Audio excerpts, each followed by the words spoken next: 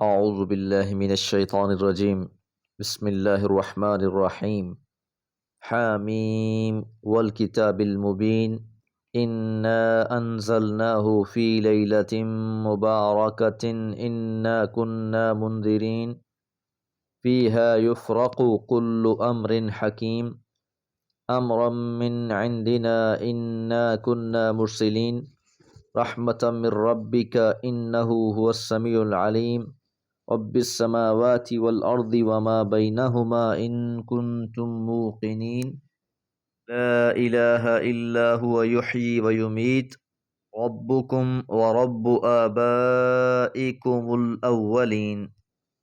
سورہ دخان، پہلی 8 آیات۔ ترتیب قرآن کے لحاظ سے یہ 44ویں سورہ ہے، 3 رکوع 59 آیات پر مشتمل ہے۔ حامیم حروف مقطعات، والکتاب المبین قسم ہے واضح کر دینے والی کتاب کی۔ تسلسل کے ساتھ سورتوں کے آغاز میں قرآن مجید کی اہمیت کو بیان کیا جا رہا ہے۔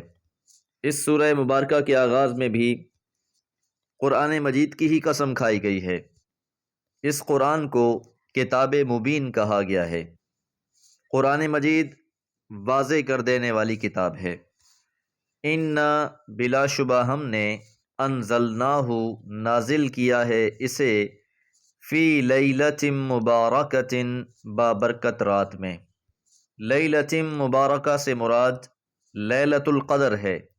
سورۃ القدر میں جس کی وضاحت کر دی گئی ہے انا انزلناہ فی لیلۃ القدر، بلا شبہ ہم نے اس قرآن مجید کو لیلۃ القدر میں نازل فرمایا ہے۔ وما ادراک ما لیلۃ القدر، اور تم کیا جانو کہ لیلۃ القدر کیا ہے۔ لیلۃ القدر خیر من الف شہر، لیلۃ القدر 1000 مہینوں سے بہتر ہے۔ اور یہ اس رات کی ہی خصوصیت ہے، تنزل الملائکۃ والروح فیہا، کہ نازل ہوتے ہیں فرشتے اور حضرت جبرائیل فیہا، اس رات میں، باذن ربہم، اپنے رب کے حکم سے۔ اور یہ رات طلوع فجر تک برکت والی ہی ہے۔ لیلۃ القدر میں ہی اللہ تعالیٰ نے قرآن مجید کو نازل فرمایا ہے، اور لیلۃ القدر رمضان میں ہے۔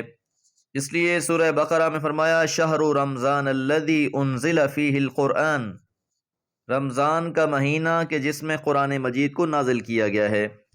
مہینہ رمضان کا ہے، رات لیلۃ القدر کی ہے، اور پیغمبر علیہ الصلوۃ والسلام نے اسے رمضان کے آخری عشرے کی طاق راتوں میں تلاش کرنے کا حکم دیا۔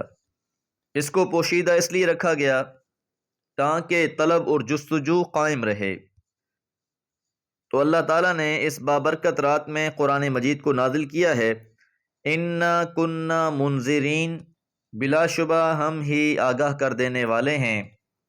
پچھلی قوموں کی ہدایت کے لیے بھی اللہ تعالیٰ نے کتابیں نازل فرمائیں، انبیاء کو مبعوث فرمایا، خیر اور شر سے آگاہ کیا، بھلے برے کی تمیز عطا فرمائی۔ تو یہ اللہ تعالیٰ کا خاص اہتمام ہے۔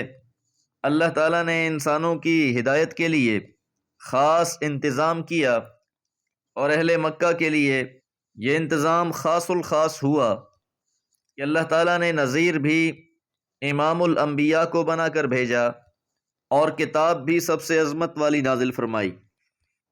فیہا، اس رات میں، یفرق، تقسیم ہوتے ہیں، کل امر حکیم، تمام حکمت والے کام۔ یہ لیلۃ القدر کی ایک اور فضیلت ہے کہ اس میں اللہ کے مقرب فرشتے اترتے ہیں، اور یہ فرشتے سال بھر کے تمام امور سے ان فرشتوں کو آگاہ کر دیتے ہیں جو زمین پر ہیں۔ سال میں جو اہم فیصلے ہونے ہوتے ہیں، وہ زندگی اور موت کے فیصلے ہیں، رزق کے معاملات ہیں، اور بھی جو اہم قسم کی باتیں ہیں، اس رات میں ان کا فیصلہ کر دیا جاتا ہے۔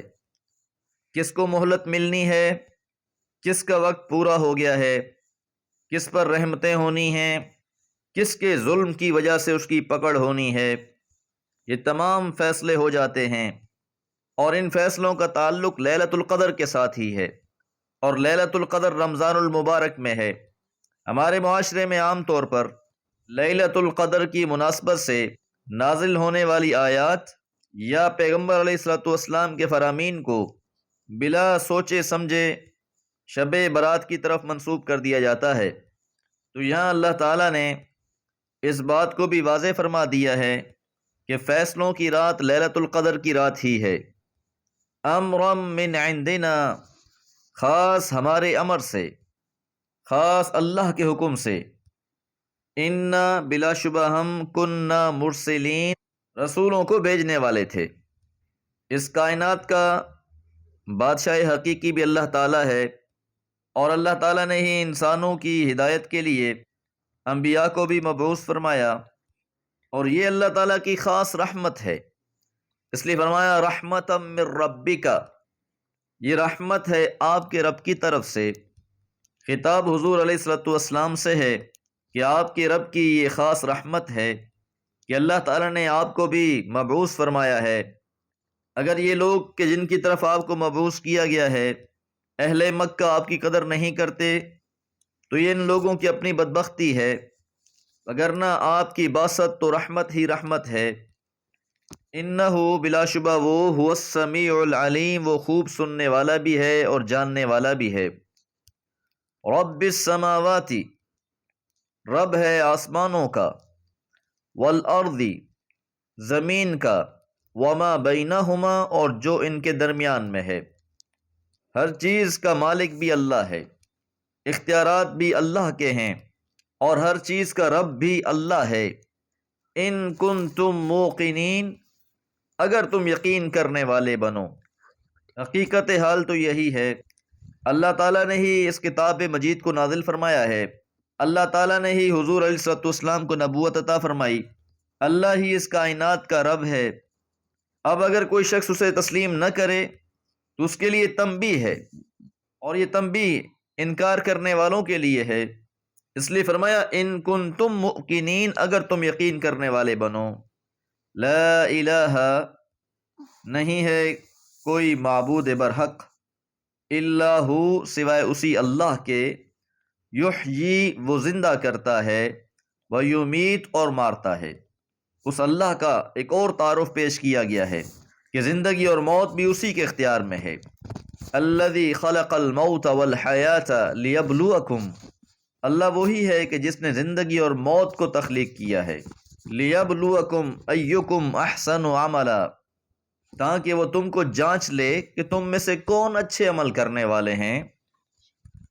ربکم، وہ تمہارا بھی رب ہے، ورب آبائکم الاولین، اور تمہارے اگلے آباء و اجداد کا بھی رب ہے، تمہیں بھی وہی کھلاتا و پلاتا ہے، تمہارے آباء و اجداد کو بھی اسی نے تخلیق کیا تھا، ان کا رب، ان کو پالنے والا بھی اللہ ہے، اور تمہیں بھی اللہ ہی پال رہا ہے۔ دعا ہے اللہ تعالی ہمیں حق کا داعی بنائے رکھے۔ وما علیہ الا البلاغ۔